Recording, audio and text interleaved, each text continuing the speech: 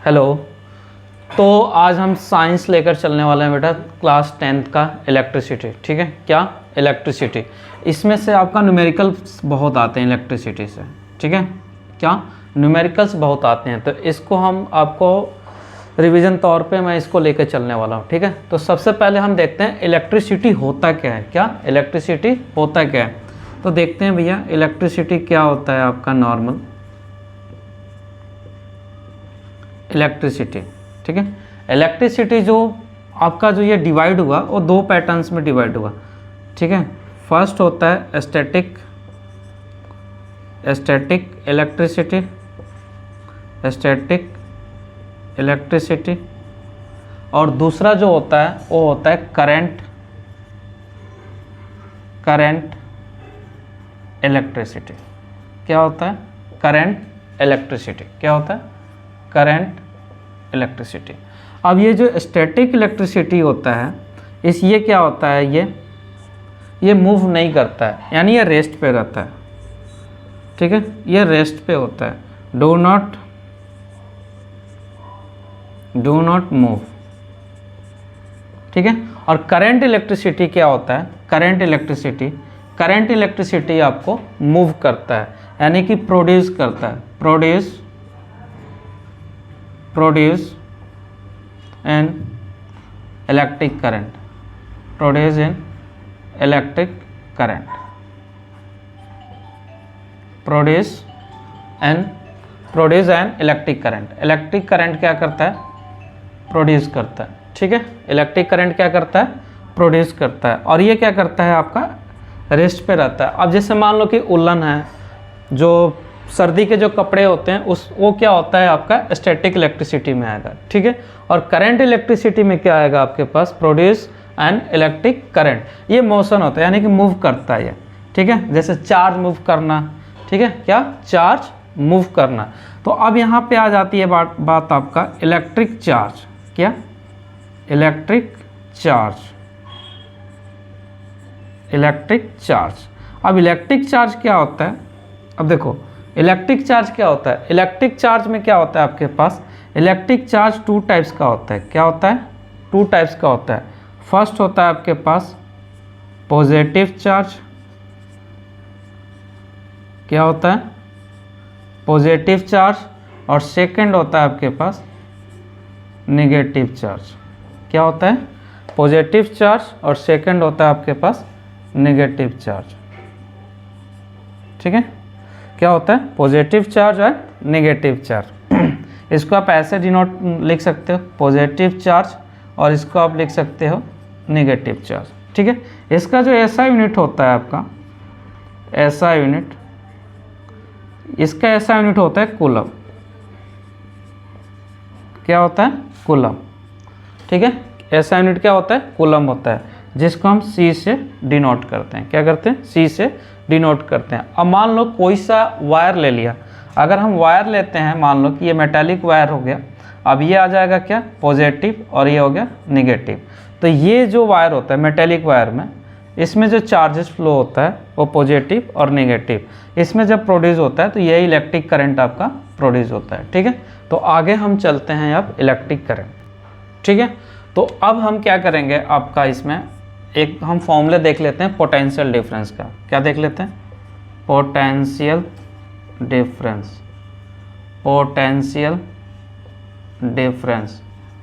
ठीक है, potential difference क्या होता है आपके पास, पोटेंशियल डिफरेंस को हम V से डिनोट करते हैं। किससे डिनोट करते हैं, V से डिनोट करते हैं। तो V is equal to electrical energy, क्या इलेक्ट्रिकल एनर्जी अपॉन टाइम। क्या होता है, इलेक्ट्रिकल एनर्जी अपॉन टाइम। क्या होता है, potential difference is equal to electrical energy upon time, यानी कि V is equal to W upon T। ये इसका फॉर्मूला होता है। क्या होता है, ये इसका फॉर्मूला होता है। ठीक है, तो W इज इक्वल टू क्या होता है, W का अगर ऐसा यूनिट अगर देखूं तो यहाँ पे क्या है, एनर्जी है। संसार में जितनी भी एनर्जी होता है उसका जो एसआई यूनिट होता है वो होता है जूल। क्या होता है? जूल। तो अब इसका जो एसआई यूनिट लिखोगे, क्या लिखोगे? एसआई यूनिट वो क्या होता है? जूल होता है। क्या होता है? जूल, जिसको जे से डिनोट करेंगे। किससे डिनोट कर देंगे? जे से। अब जो टाइम का जो एसआई यूनिट है, क्या एसआई यूनिट किसका? टाइम का। तो टाइम का एसआई यूनिट क्या हो जाएगा? सेकंड। सेकंड, जिसको हम एस से डिनोट करते हैं। और इसका जो एसआई यूनिट होगा, इसका जो एसआई यूनिट होगा ये होगा वोल्ट। क्या होगा? वोल्ट। एसआई यूनिट क्या हो जाएगा? वोल्ट होगा। ध्यान देना, यानी कि V is equal to W upon electric charge होता है, सॉरी इलेक्ट्रिक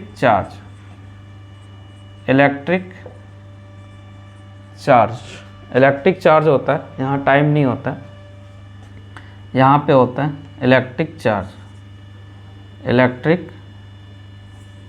चार्ज। तो इसका जो ऐसा यूनिट हो जाएगा आपका कूलम हो जाएगा। क्या हो जाएगा? कूलम हो जाएगा, जिसको हम C से डिनोट करते हैं।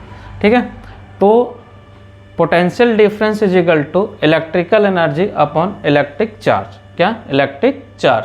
तो W इज इक्वल टू क्या होता है? ऐसा यूनिट जूल होता है, और ऐसा यूनिट किसका होता है? इलेक्ट्रिक चार्ज का कूलम होता है। और ऐसा यूनिट जो होता है वो किसका? पोटेंशियल डिफरेंस का वोल्ट होता है। तो अब यहाँ पे आता है एक वर्ड कि डिफाइन 1 वोल्ट। क्या? Define 1 volt. तो 1 वोल्ट इज इक्वल टू होगा 1 जूल पर कूलम, यानी कि अब इसको ऐसे लिख सकते हैं 1 जूल पर कूलम। ठीक है, तो यानी कि potential difference is equal to electrical energy upon electric charge. ठीक है, electrical energy upon electric charge. That means कि इलेक्ट्रिकल एनर्जी को यहाँ पे क्या ले लिया? W ले लिया, और इसको Q ले लिया। तो यानी कि W अपॉन Q। तो W अपॉन Q यानी कि V is equal to W upon Q। ऐसा यूनिट क्या हो गया? जूल। और इसका जो ऐसा यूनिट हो गया कूलम, और इसका जो ऐसा यूनिट हो गया वोल्ट। तो define 1 volt is equal to 1 joule per coulomb. ठीक है, आगे चलते हैं। ठीक है, तो अब हम करेंगे इलेक्ट्रिक करंट। क्या करेंगे? Electric current. अब इलेक्ट्रिक करंट होता क्या है, ये चीज़ें आपको पता होना चाहिए कि इलेक्ट्रिक करंट होता क्या है। कोई भी सर्किट में आपके पास क्या होता है कि कोई भी सर्किट में जब मेटालिक वायर होता है नॉर्मल, तो यहाँ पे मान लो कि हमने बल्ब लगा देते हैं। ठीक है, और यहाँ पे क्या करेंगे? हम एक पोटेंशियल डिफरेंस यूज करेंगे, यानी कि पोटेंशियल डिफरेंस यानी कि हमने ले लेंगे बैटरी लगा दी है मान लो कि इस तरह से। ठीक है, अब इसमें क्या करते हैं कि अगर हम इसको कनेक्ट कर देते हैं नॉर्मल, क्या कर देते हैं? कनेक्ट कर देते हैं इसको किसी न किसी चीज़ से। ठीक है, अगर मान लो कि यहाँ पे हमने बैटरी लगा दिया या सेल लगा दिया इस तरह से, तो अब अगर हम इसको कनेक्ट कर दिया, कनेक्ट करने के बाद अगर इसमें जो करंट फ्लो होता है, यानी कि I इससे डिनोट करते हैं। किससे डिनोट करते हैं? I से। तो जैसे ये करंट फ्लो होता है, ये क्या होता है? बल्ब ये ग्लो होना स्टार्ट कर देता है। ठीक है, तो इसमें क्या होता है कि एक पॉजिटिव चार्ज होता है और एक नेगेटिव चार्जेज होता है। तो याद रखना कि जो इलेक्ट्रिक करंट होता है, electric current is equal to होता है इलेक्ट्रिक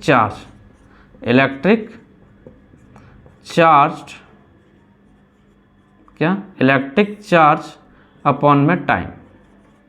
अब देखो मैंने क्या किया कि एक स्विच लिया और यहाँ पे बल्ब जलाना है, तो बल्ब जलाने को क्या करेंगे हम? कोई ना कोई सेल या बैटरी को क्या करेंगे? कनेक्ट करेंगे। तो जब कनेक्ट करेंगे तो उसमें क्या होगा? चार्ज फ्लो होना स्टार्ट होगा। तो जब चार्ज फ्लो होना स्टार्ट होगा तो ऑब्वियस सी बात है कि वो टाइम लेगा। अब मान लें कि कोई इंसान चल रहा है या चार्ज फ्लो कर रहा है, तो उसमें क्या होगा? टाइम लगेगा। तो टाइम लगेगा, और चार्ज मतलब इलेक्ट्रिक चार्ज जो फ्लो हो रहा है, किस में फ्लो हो रहा है? करंट में फ्लो हो रहा है, सॉरी मेटालिक वायर में फ्लो हो रहा है। तो मेटालिक वायर में जब फ्लो हो रहा है तो क्या लग रहा है? ऑटोमेटिक टाइम लग रहा है। तो इसीलिए जो इलेक्ट्रिक करंट का जो आपका जो फॉर्मूला होता है वो क्या होता है? इलेक्ट्रिक चार्ज अपॉन टाइम, यानी कि electric charge upon time. That means कि इसको आप लिख सकते हो I is equal to Q by T. क्या? I is equal to Q by T, ये आपका फॉर्मूला होता है I is equal to Q by T. ठीक है, ओके। तो इसका जो ऐसा यूनिट अगर मैं देखूं कि इसका ऐसा यूनिट क्या होता है? ऐसा यूनिट किसका? इलेक्ट्रिक करंट का। तो इलेक्ट्रिक करंट का जो ऐसा यूनिट होता है वो होता है एम्पियर। क्या होता है?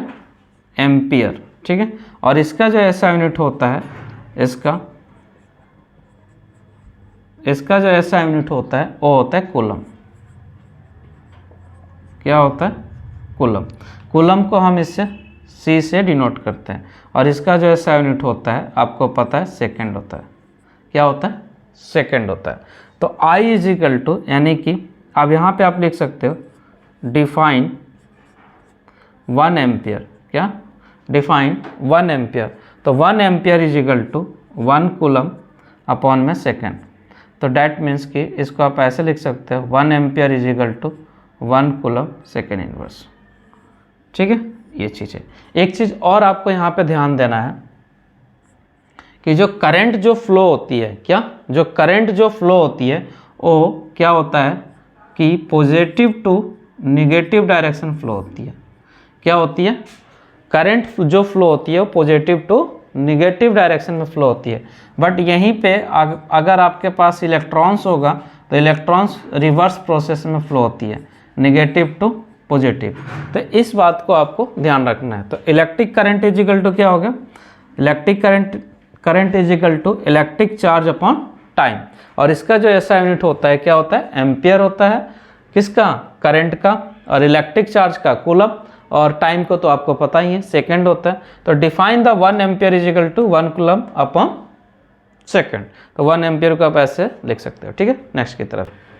ठीक है, तो अब हम करने वाले हैं ओम्स लॉ। देखो ओम्स लॉ क्या होता है, देख लो यहाँ पे ओम्स लॉ होता क्या है, ये किस पे डायरेक्टली प्रोपोर्शनल डिपेंड करता है। तो सबसे पहले आपको पता होना चाहिए कि according to Ohm's law current, क्या? Current flowing through a conductor. Conductor means कोई भी आपके पास मेटल का वायर होगा। क्या होगा? मेटल वायर होगा, चाहे वो एल्यूमिनियम का हो या कॉपर हो। ठीक है, ये आपका कंडक्टर होता है। दैट मीन्स कि the current flowing through a conductor यानी कि कोई भी metallic wire, that means aluminium, copper, is directly proportional to the potential difference. क्या? किस पे डिपेंड कर रहा है? पोटेंशियल डिफरेंस पे। क्या? Is directly proportional to the potential difference across its end. मतलब कि सर्किट क्लोज होना चाहिए। क्या? सर्किट क्लोज होना चाहिए एट टेम्परेचर कांस्टेंट, और टेम्परेचर भी क्या होना चाहिए? कांस्टेंट होना चाहिए। ओम्स लॉ यही कहता है। क्या कहता है? According to the Ohm's law the electric current, क्या? Electric current flowing through a conductor. क्या? अब देखो भैया, अगर जा रहे हो कहीं पे तो जाने के लिए क्या चाहिए? बस चाहिए, ट्रेन चाहिए, कुछ ना कुछ तो चाहिए जाने के लिए, कहीं एक जगह दूसरे जगह। उसी प्रकार से जब करंट को एक जगह से अगर दूसरी जगह अगर जाना होता है तो उसके लिए वो कंडक्टर ढूंढता है, यानी कि मेटालिक वायर ढूंढता है। यानी कि मेटेलिक वायर ढूंढता है, डैट मीन्स उसे कि तो एल्यूमिनियम चाहिए, गोल्ड चाहिए, कॉपर चाहिए। बट गोल्ड हम इसलिए यूज नहीं करते हैं क्योंकि इंडिया में वैसे इतने लोग चोर भरे पड़े हैं, तो वो काट के ले जाएंगे। तो इसीलिए ज़्यादातर हम क्या करते हैं, जो सस्ते होते हैं मेटल उसी को हम यूज करते हैं। मेटल जो होता है गुड कंडक्टर ऑफ इलेक्ट्रिसिटी होता है। क्या होता है? Metal is the good conductor of electricity. ठीक है, तो ओम्स एक साइंटिस्ट का नाम है जो कि उन्होंने बताया कि भैया अगर करंट को अगर कहीं जाना है तो उसके लिए क्या करना है, उसको कंडक्टर की ज़रूरत पड़ेगी, यानी कि एक वायर की ज़रूरत पड़ेगी, उस वायर के थ्रू वो जाएगा। बट करंट जो है वो किस पे डिपेंड कर रहा है? वो पोटेंशियल डिफरेंस पे डिपेंड कर रहा है। किस पे डिपेंड कर रहा है? पोटेंशियल डिफरेंस पे। अब मान लो कि तुम क्या हो, अभी तो जॉब तो लगी नहीं है, तो तुम किस पे डिपेंड हो?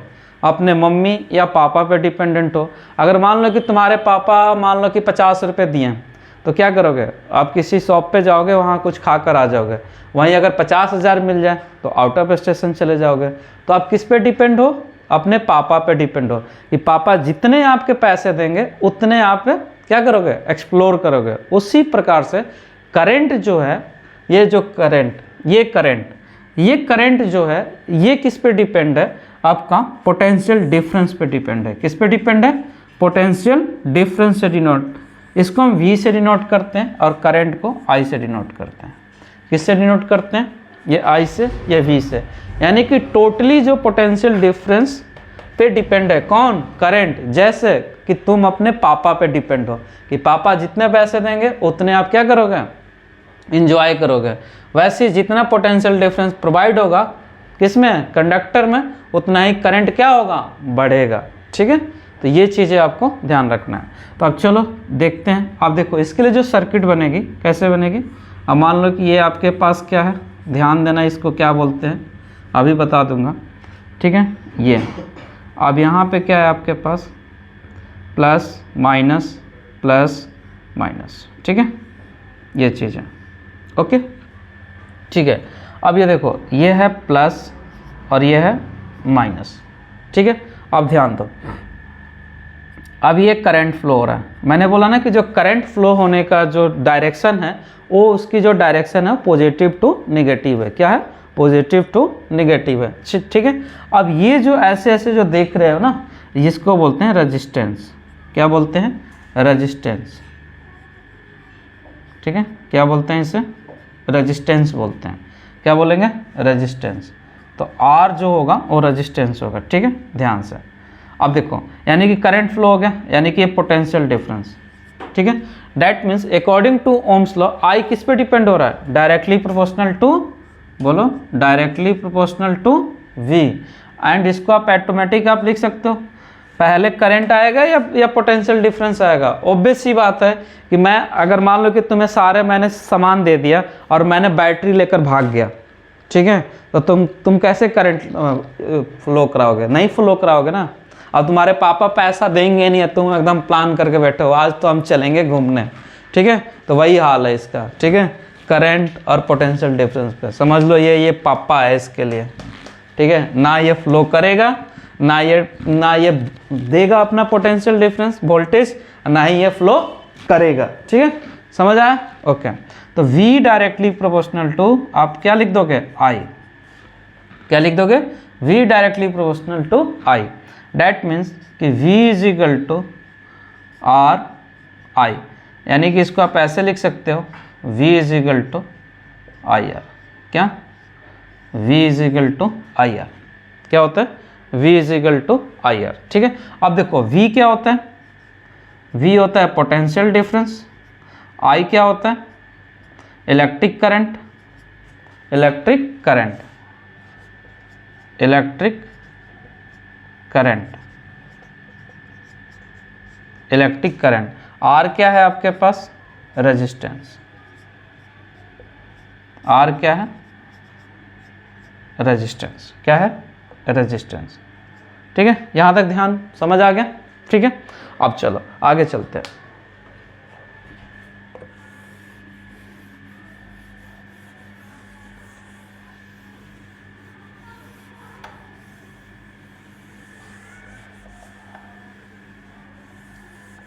ठीक है, अब देखो तो यहाँ पे क्या निकला आपके पास, क्या निकला, V is equal to IR। क्या निकला, V is equal to IR। ठीक है, क्या निकला, V is equal to IR। तो I इज इक्वल टू क्या हो जाएगा, V upon R। I is equal to क्या हो जाएगा, V upon R। I is equal to क्या हो गया, V अपन R। यानी कि जो ये R है ना, ये R, ठीक है, ये जो R है ये करंट का दुश्मन है।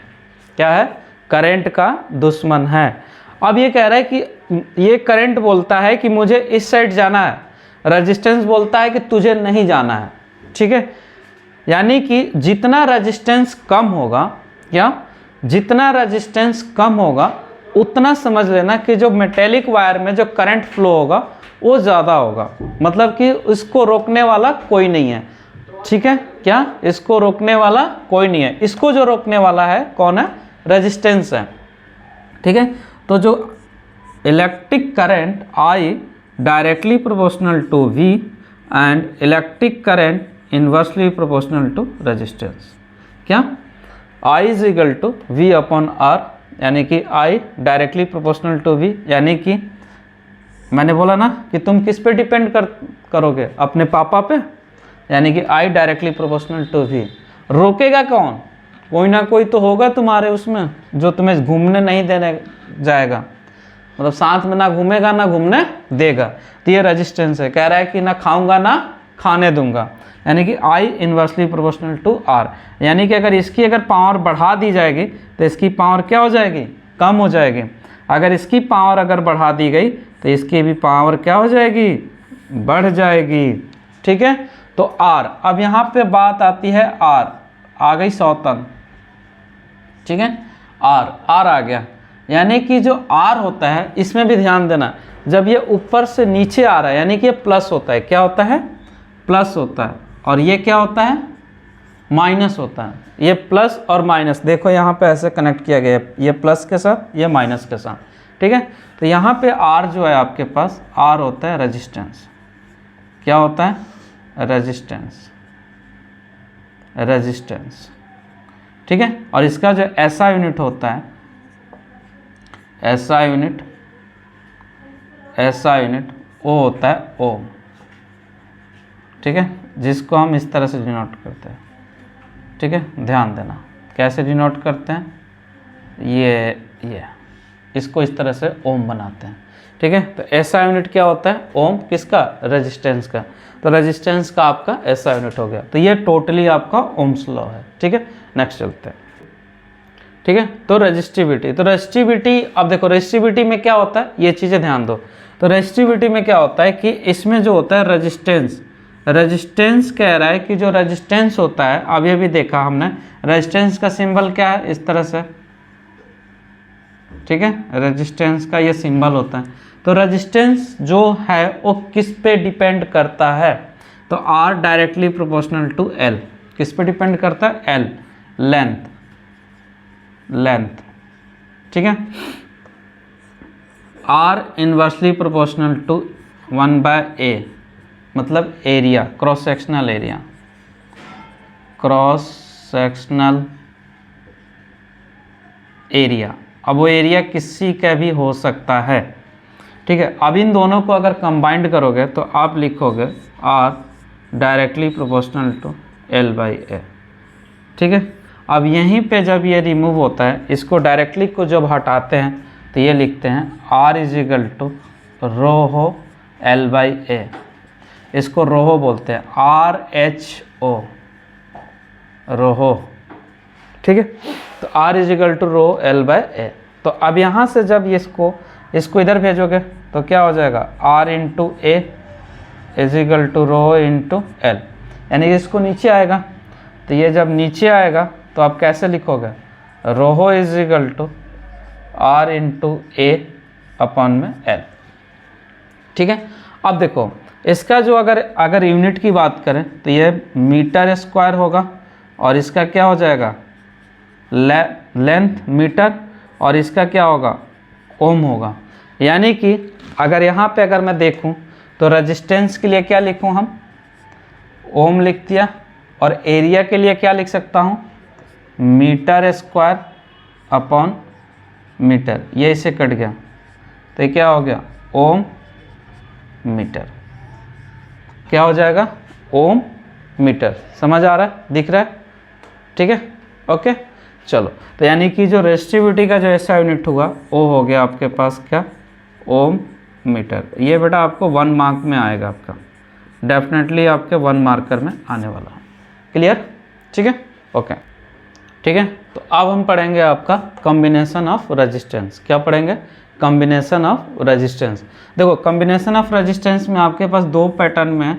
एक है आपके पास क्या? Series combination. क्या?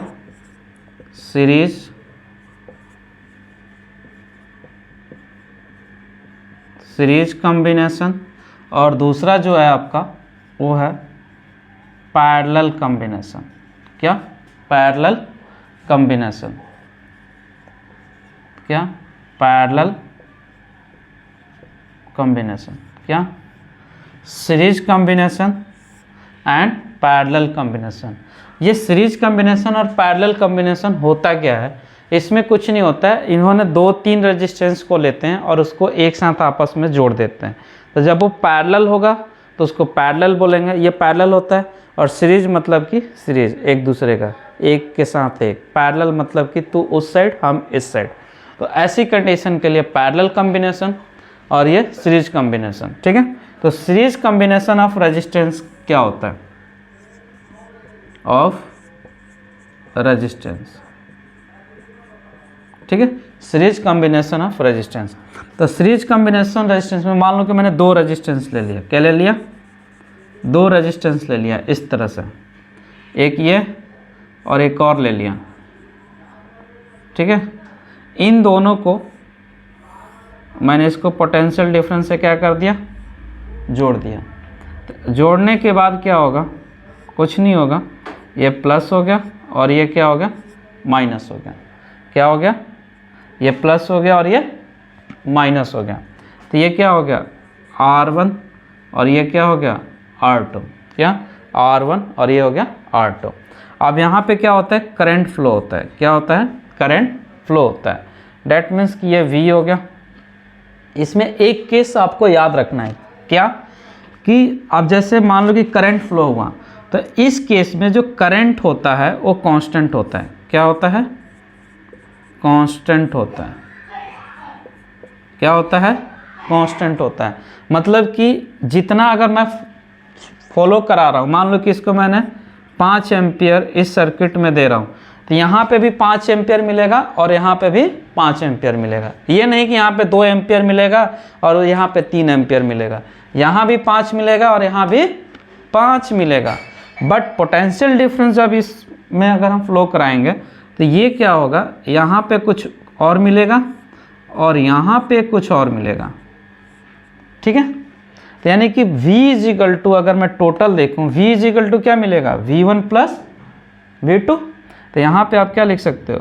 V is equal to V1 plus V2, ठीक है। V is equal to V1 plus V2। अब ध्यान से देखो, अब हम क्या करेंगे? अकॉर्डिंग टू ओम्स लॉ, क्या? अकॉर्डिंग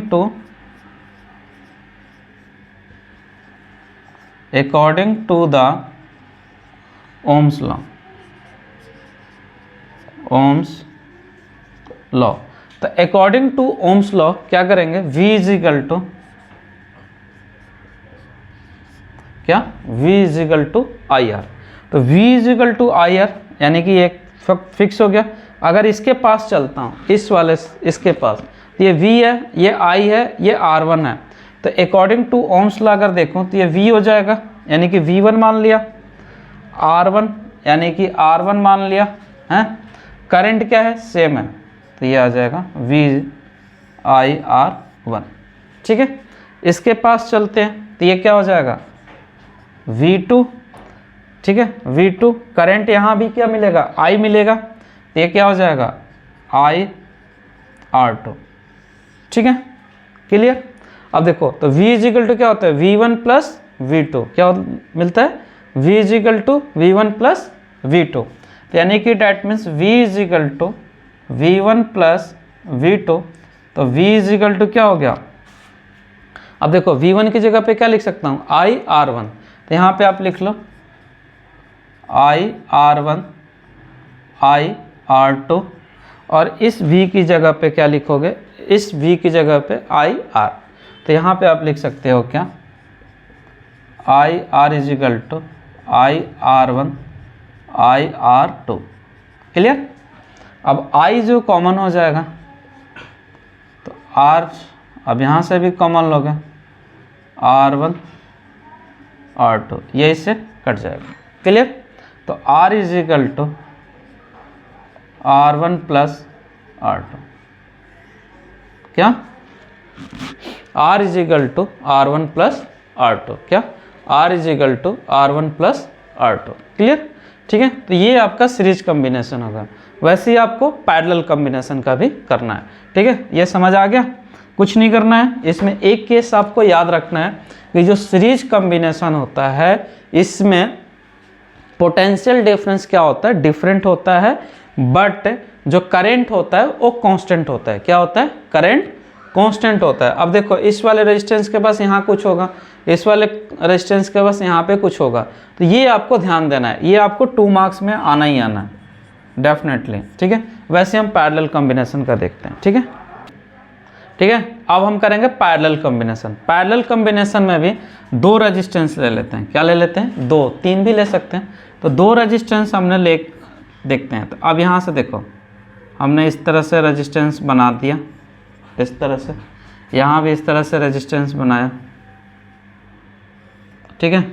अब इसको क्या कर दिया, किससे कनेक्ट कर दिया, किसको कनेक्ट कर दें, पोटेंशियल डिफरेंस से कनेक्ट कर दिया, ठीक है। ये हो गया प्लस और ये हो जाएगा माइनस, ठीक है। अब यहाँ देखो, इसको मैंने लिख दिया R1 और इसको लिख दिया हमने R2, क्लियर। अब ध्यान दो, अब ये करंट फ्लो कराया। अब इस केस में आपको ध्यान देना है कि पैरेलल में जो पोटेंशियल डिफरेंस होता है, यानी कि जो वोल्टेज होगा वो कांस्टेंट होगा और जो करंट होगा वो डिवाइड होगा, ठीक है। तो अब देखो यहाँ पे करंट ऐसे चला, एक इस वाली लाइन में गया, एक इस वाली लाइन में गया। तो यहाँ पे हमने I1 ले लिया और यहाँ पे ले लिया हमने I2। क्या ले लिया? I = I1 + I2, यानी कि यहाँ पे हो जाएगा I और ये हो जाएगा क्या, I2। डैट मीन्स कि जब फाइनल में जब आएगा तो ये क्या लिखेंगे, I1 एंड I2। देखो पैरेलल, देखो ये और ये क्या है, पैरेलल है, क्या है, पैरेलल है। तो अब इसको कैसे लिखोगे, कैसे लिखोगे, I = I1 + I2, ठीक है।